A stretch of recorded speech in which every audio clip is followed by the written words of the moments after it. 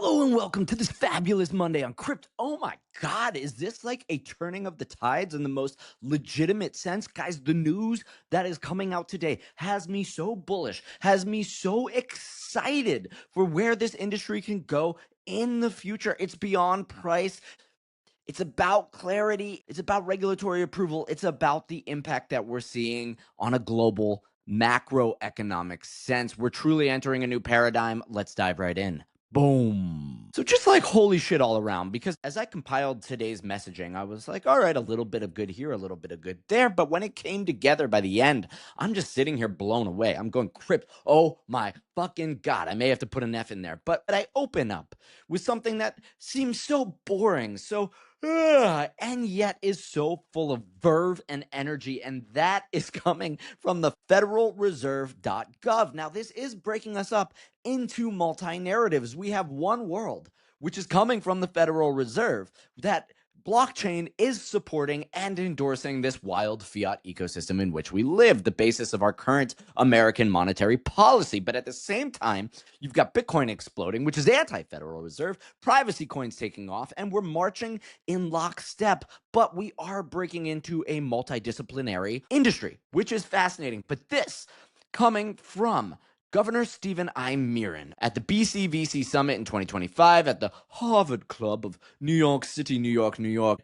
City so nice and named it thrice, I guess. But what he goes on to break down here is the impact of stablecoins on monetary policy. And if you recall, I've talked before about how stablecoins are actually endorsing and supporting the fiat systems. That is something we have to keep in mind if we're talking to the Bitcoin maxis. Now, my heart does come from a digital store of value asset, but I can't deny that it's fascinating to watch what's happening. And he goes on to talk about pretty obvious things like stablecoins and dollars. What are they? We already know these things. The Genius Act, you've heard me talk about it way too long. Potential for broad adoption, while he's basically saying that stablecoins are exploding, their value is increasing rapidly, and that one of its greatest benefits is that people in other nations, whether they be developing or developed, are taking foreign currencies and converting them to US dollars on chain for the stability of their own lives, their own well-being, and maybe even access to US T-bills, which is probably something that is going to come on chain, right? The issuers under the Genius Bill can't share that yield, but maybe we make a product that lets you just take a stablecoin and buy a T-bill. I mean, that's kind of a double dip in a way, but hey, the risk isn't intense as long as, again, the government can back those bills. Now, the implication for monetary policy and what he goes into here is basically describing this impact that happened under Ben Bernanke's reign, when the annual U.S. current account deficit widened by 4 percentage points of the U.S. gross domestic product from 96 to 2004, basically saying there was a savings glut during this time period. Households in the U.S. loaded up and their savings were flush. They actually had dollars. This sounds very opposite of what we're talking about now, because our internal policy is a little bit effed up, is a little bit wonky. But he is saying that by having access to stablecoins, the global fiat system, the global money holders are beginning to save their value in dollars. So dollar savings are increasing, even if that's more outside the US. And what this means is that the Fed, when they look at their monetary policy, it will be able to lower rates, will be able to take that inflation that's happening to all of our bank accounts and actually begin to do some quantitative easing. So this is fascinating. Again, when rates are lower, people have greater access to mortgages. They have easier access to purchasing their first home, whether or not we still agree that the houses are overpriced and they're still out of reach. Regardless, it will be easier to afford your first home at a much lower interest rate, obviously, than locking yourself in at like 6-7+% for 30 years. So this is all pretty amazing to be coming from the Fed, who is very boring, right? Very buttoned up. And they're saying, hey, we may be able to tackle inflation, which is something that's hanging us all up right now. We're obviously seeing the tariffs having a major impact on price, but at the same time, our savings are being inflated away. So if we can lower that inflationary rate,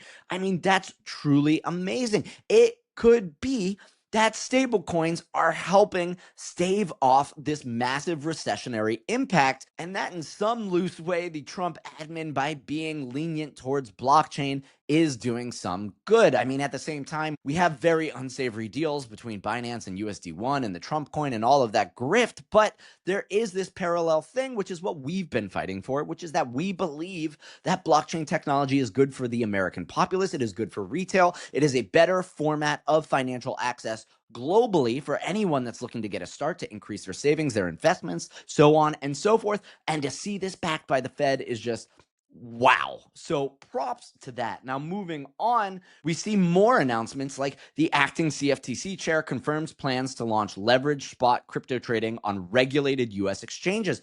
Obviously, we have a ton of leverage through perps on Hyperliquid, on Binance. I mean, I sign off every day saying don't over lever, but hey, these are going to be regulated US exchanges. This means that larger players can lever long or short Bitcoin price movements, and maybe they will flatten out some of the perpetuals. This will probably happen around options trading, but this is going to add, again, more liquidity into the system, and it will be interesting to see what sort of impact this has. Now, I've often talked about how one of crypto's largest problem areas is that last mile problem, right? Everyone is tapping to pay with our phones, with our credit cards, however you use it, your watch. But the reality is we're using credit cards that still charge 2 to 3%, and that's being passed on and so forth. Credit cards are not true digital money. They're a crappy user interface slapped on top of a very bad backend. But Square, which is deeply embedded inside of a lot of merchant payments, comes out and Jack, the CEO of Square, says, hey, look, our sellers can now receive Bitcoin to Bitcoin, Bitcoin to Fiat, Fiat to Bitcoin, or Fiat to Fiat. So props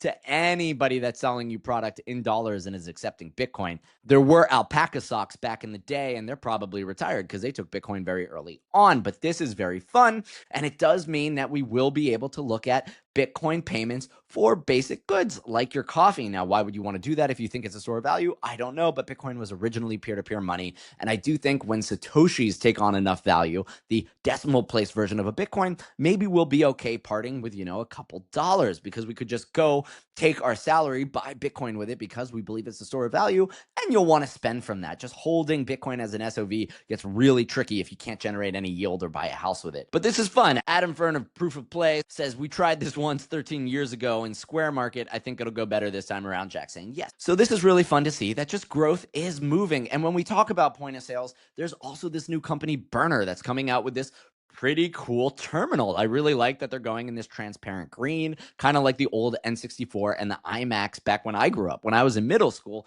And they said, today we're excited to announce the terminal, first point of sale designed from the ground up for accepting stablecoins.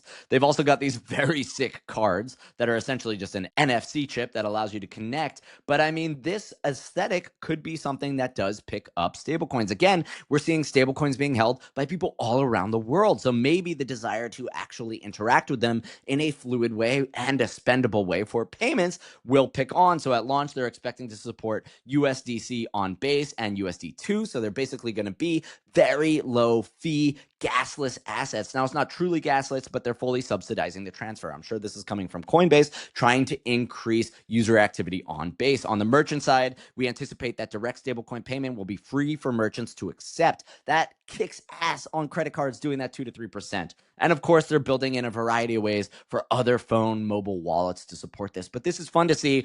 It looks really cool. Hardware is very tough, so who knows where they'll go from this. But, I like to see it. This is moving and trending in the right direction. Now, last but certainly not least is almost as mind-blowing to me as the Fed's announcement. And this is coming from my homie, Jess, that tall guy. And if you were curious, Jess is very fucking tall. I crane my neck when I chat with him. He is building network capital at Seed Club. He's on one of my favorite podcasts, 11am.com, and they actually broadcast every day at 11 a.m. But what is important is that Coinbase announced that Monad, the biggest Alt L1 on the EVM. You can think of it as Solana speeds on the Ethereum virtual machine. Monad is launching a token sale on Coinbase. This culminates a few crazy things. One, Base recently purchased Echo, the private round launchpad for crypto assets for anything. Now, Echo is securities compliant, so they can sell securities to accredited investors. This means that retail doesn't get included. Only people that have $1 million in savings or make $250K or more can participate. So that's kind of a buzzkill, right? If retail can't get involved, that was the product market fit of early Ethereum days. Anybody could take a couple ETH, throw it into a new business, and 1,000x their returns. That's what made early crypto people so successful. But what's fucking wild. And remember, during the Biden admin and under Gary Gensler, everybody was scared about token issuance because if it looked like a security and it smelled like a crypto security, undefined term, by the way, or it just got too close, they would sue you to death. So as you're looking to release your token, the thing that launches your product, you're scared shitless that this might be the thing that actually unleashes the regulators upon you, which again, they're lawyers and they can just sue you in perpetuity. That's very tough for a business. But what Coinbase comes out and says is that token sales don't involve the sale of securities. So the accredited versus the non-accredited distinction isn't applicable. And any retail trader on Coinbase in the US can participate. Guys, this is so fucking nuts. When people allow retail into ICOs, it's been outside of the US. So in the US, you had to be an accredited investor, a rich person. Outside, anyone had access to these amazing opportunities. This is the first time I have seen anyone allowing the US in, and this is coming from the Clarity Act, which is finally describing what is a utility token and what is a security. And remember, Gensler called everything crypto securities and refused to define that. So with definition, we are getting this. These are rules that allow the industry to grow, that could have stopped the Trump grift, but the Dems did not want to do this. And this is so wild for a few reasons. One, that we are launching tokens that are the gas asset for a distributed network. So we are proving that they are utility.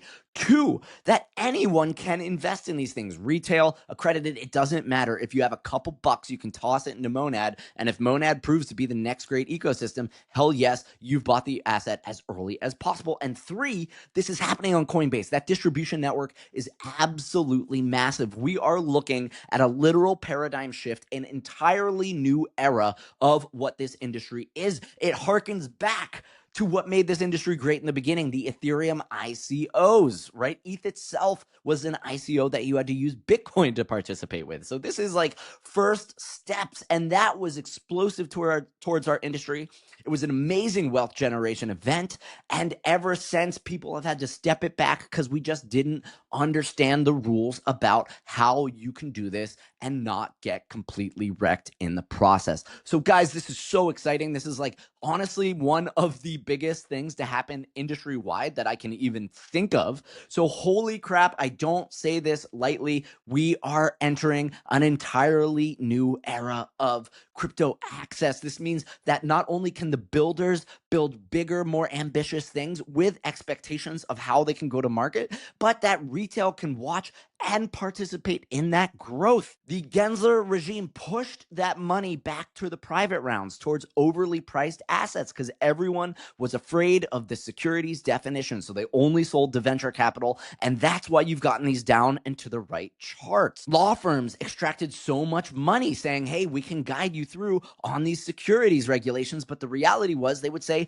you actually can't do anything because nobody knows what the regulatory process was. And of course, we're getting this embedded, and that means that builders can launch the product that they really want to launch without having to do stupid workarounds like valueless governance coins, launching meme coins, and maybe trying to back into decentralization. Meme coins were created as a response to securities fears because they're baseless and they have absolutely no value accrual. They can't be a security. So all of these poisonous, vacuous, nihilistic assets and mechanisms are out the window. We can build real product. We can launch and go to market in a real way, and we can let anyone participate. This is absolutely amazing. And of course, people will be able to do crypto securities, but the securities laws will just be as they always have been. So I'm signing off with this. This is fundamentally, oh my God, in the best possible way. It's truly exciting, but as always, the market prices are volatile, so don't overlever. Stay safe out there. Keep tuning in. Give me a like and a follow because I freaking love you guys, and I'll see you tomorrow.